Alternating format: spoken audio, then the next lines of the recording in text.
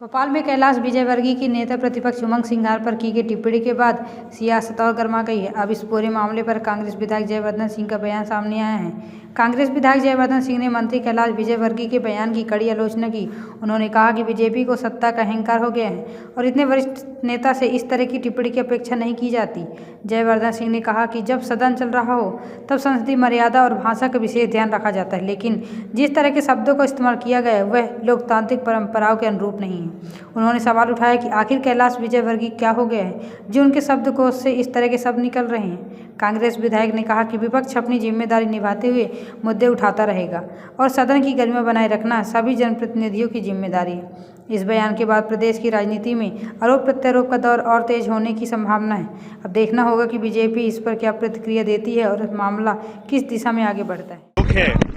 कि जो संसदीय कार्य मंत्री है वही विधानसभा के अंदर असंसदीय भाषा का उपयोग कर रहे हैं, और वो भी कितनी अफसोस की बात है कि जब नेता प्रतिपक्ष उमंग सिंघार जी ने उनके प्रश्न के अनुसार भागीरथपुरा कांड में जो गलतियां भाजपा सरकार के द्वारा हुई, जब उमंग सिंघार जी ये प्रश्न पूछ रहे थे कि आखिर ऐसा क्या कारण है कि इतने बड़े हादसे होने के बावजूद नगरीय विकास मंत्री ने इस्तीफा नहीं दिया, और जिस प्रकार की भाषा का उपयोग कैलाश विजयवर्गीय जी ने किया उमंग सिंघार जी के प्रति, आप स्वयं कल्पना करें कि एक इतने वरिष्ठ मंत्री एक आदिवासी नेता प्रतिपक्ष को उनकी औकात पूछ रहे हैं।